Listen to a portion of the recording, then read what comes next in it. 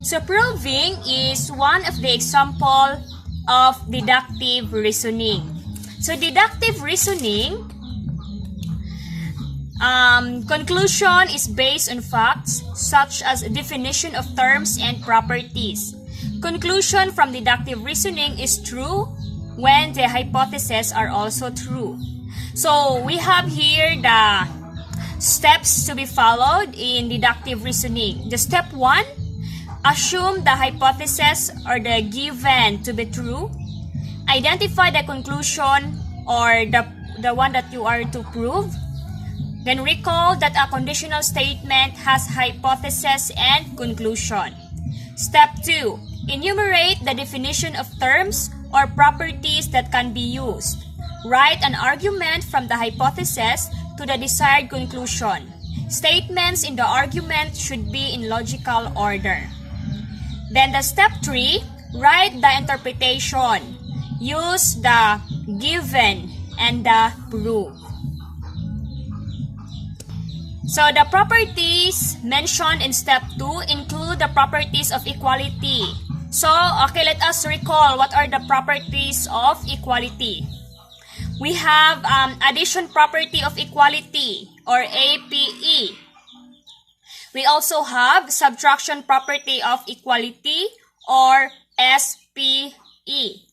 Then multiplication property of equality or MPE.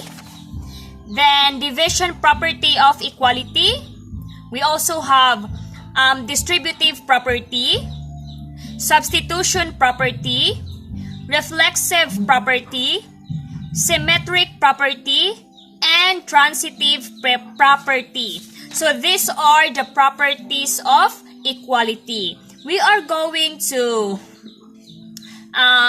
include these properties of equality.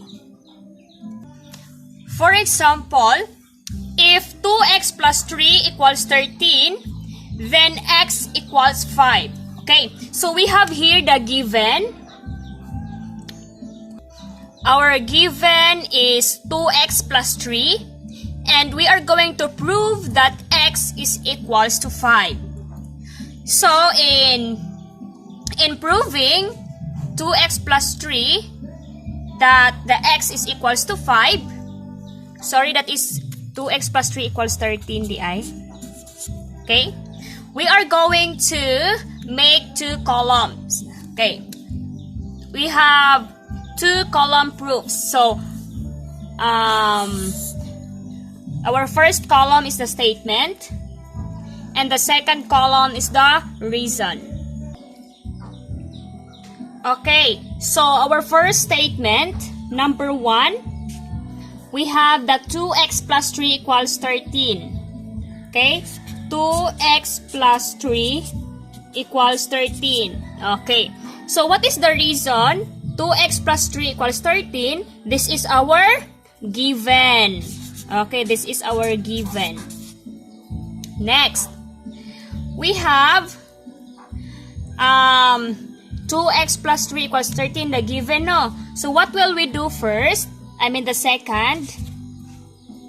And the number 2, this is 2x plus 3 equals 13. Next, number 2. So what will we do? Our first statement, diba, is the given. 2x plus 3 equals 13. So now, for us to find the value of x, we are going to combine like terms. So let us combine the 3 and 13 because we cannot combine the 2x and 3. 2x or the first term have a variable of x, while the second term, which is 3, don't have a variable of x, diba? So let us transpose or transfer. This is 2x equals 13. And when we are going to transfer, the sign of the numbers will become changed. So from positive 3, it will become negative 3. Okay, that is negative 3. Then, and this is subtraction property of equality, or SPE. What is the reason? This is subtraction property of equality or SPE. Because we are going to subtract 13 minus 3. Okay. So, let us simplify. 2x equals, what is 13 minus 3? We have 10. And this is, the reason is simplification. Okay, simplification. Simplification. Or subtraction. Okay? Simplification or subtraction. Next. Okay, next. Number 4. Since we have here 2x equals 10, so what will we do so that the 2 will be terminated? We can cancel 2. Let's have this is, what is this? The division property of equality. Again DPE or division property of equality. Okay, next. Number 5. So, 2x, we can eliminate 2, diba? Then 10 divided by 2 is 5. So, since we eliminate 2, so it is x na lang, diba? So, that's why we have x is equals to 5 by division or simplification. Okay. Simplification. So, therefore, x is equals to 5. So, we prove now that we already proved that 2x plus 3 is equals to 13, that x is equals to 5. And this is the proving, the reason. Again, in proving, we are going to make 2 columns. First column is for the statement and the second column is for the reason.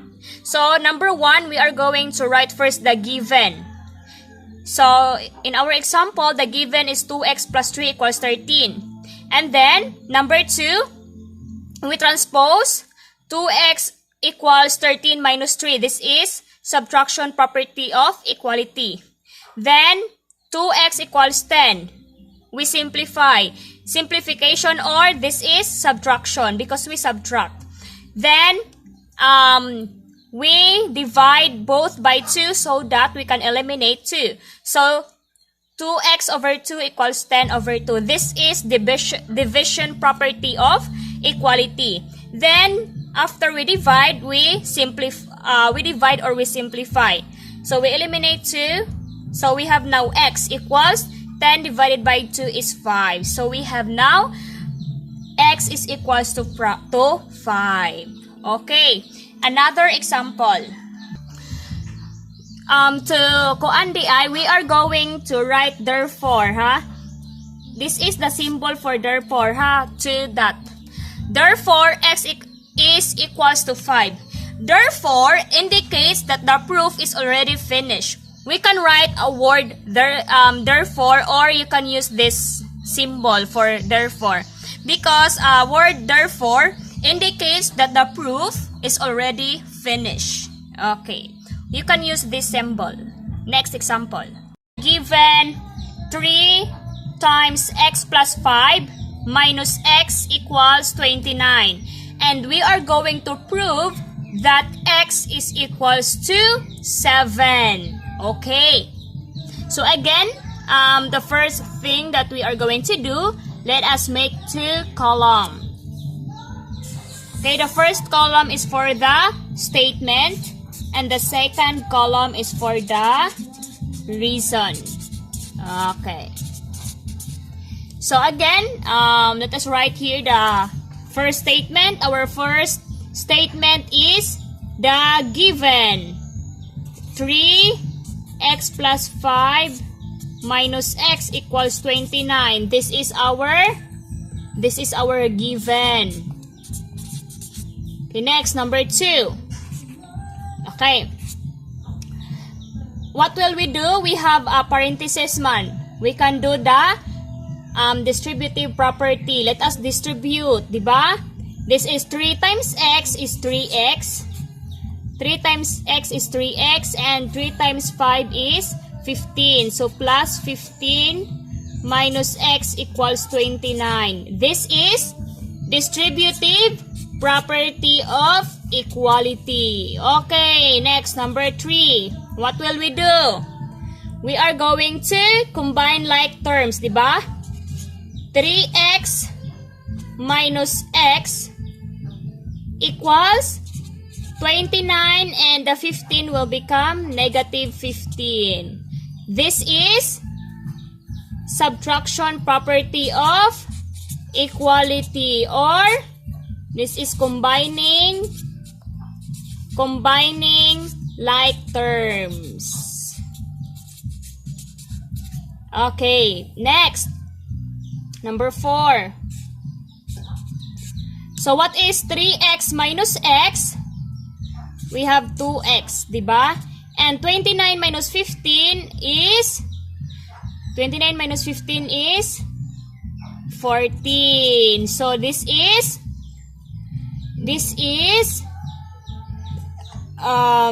subtraction property of equality, or simplification. Next, number 5. Okay, what will we do so that we have here x? Para x na lang, let us eliminate 2, diba? Okay, we are going to do 2x equals 14. Divide both by 2. This is division property of equality. Okay? So, lastly, number 6, we eliminate naman x is equals to 7. Okay, this is the simplification or the division. Okay. So, therefore, x equals 7. We have 3 dots or the therefore sign to indicate that our proof is already finished. Okay.